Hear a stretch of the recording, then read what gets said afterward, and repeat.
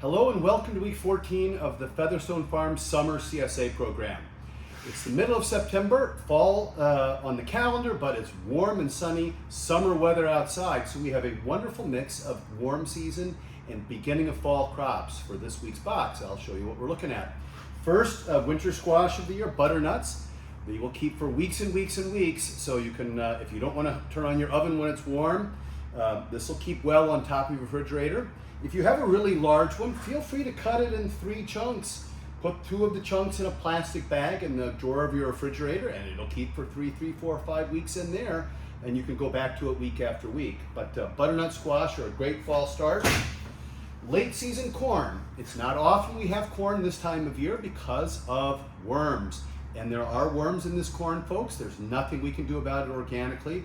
So what I do this time of year, I just take every ear and I cut it off right in that spot, right there. Worm goes away, and then it's easier to peel right there with your thumb. So wonderful eating corn. Just cut those tops, and be grateful we have wonderful September corn. First time in years we've had September corn.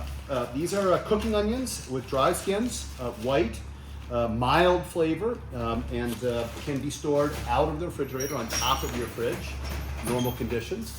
Here's the first of a fall root. These are daikon radishes. They will cut open like this, and I imagine this is going to be a sweet radish. I'll try one right this minute. Very tasty. There's a sweetness there.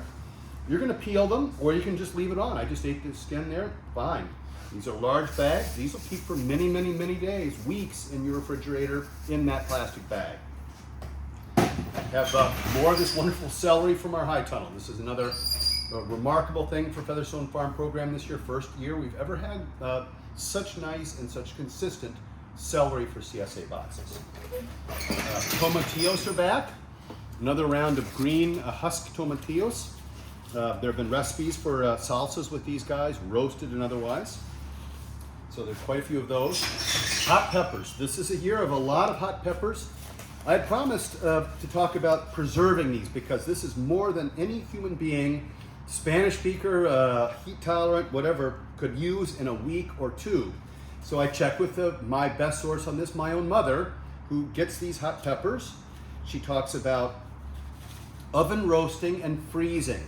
So she'll take that top off of there, roll it in oil and salt, put it on a pan at 425 degrees in the oven for 20 minutes, rotating. When they're good and soft and charred, puts them into small plastic bags in the freezer, takes them out, and they can be chipped away. If they're frozen, they can be chipped away in the plastic bag as they come out, and you can use these peppers all winter long. So fine suggestion for saving peppers for the winter if you don't need them now.